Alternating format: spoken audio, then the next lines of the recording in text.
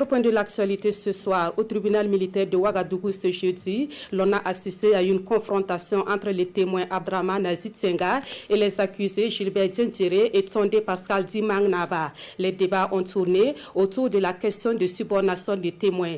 Le résumé de l'audience du jour avec Rasmani Zoundi et Draman Guéné. Confrontation houleuse ce matin à l'audience. Un témoin et deux accusés sont à la barre pour la question de subornation des témoins.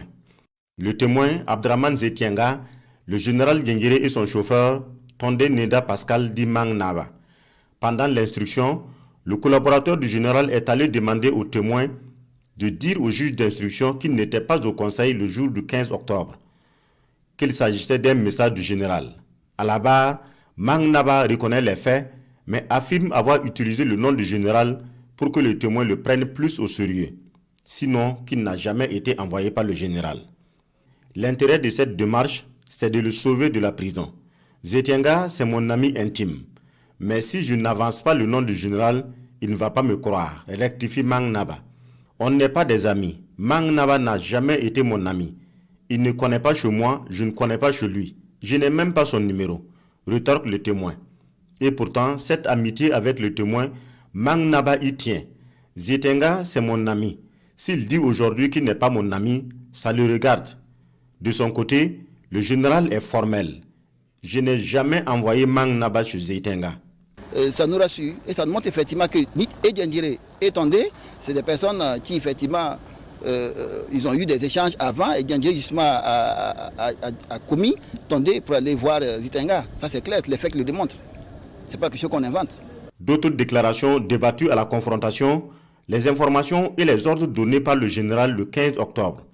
De toutes les déclarations du témoin, le général confirme une seule. C'est vrai, Zetienga m'a suggéré de convoquer une rencontre pour traiter de la crise. Le reste, rien de fondé selon l'accusé. Je n'ai jamais dit à Zetienga que j'allais faire arrêter Thomas Sankara, encore moins envoyer le témoin renforcer un poste de garde avant le coup d'État. Il n'a pas pu étayer ces déclarations tonitruantes d'hier. Il n'a pas été capable de citer un seul nom d'un seul sous-officier qui était à cette deuxième rencontre lors de laquelle il a été décidé d'aller procéder à l'arrestation du président Sankara.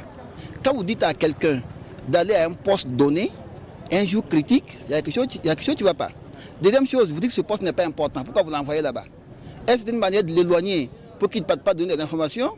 Là, c'est une grande question qu'on se pose. La deuxième chose, c'est quoi? C'est qu'il était à un poste où il n'a pas le contrôle sur les éléments en question. Pour le général, il y a une volonté manifeste de nuire de la part du témoin.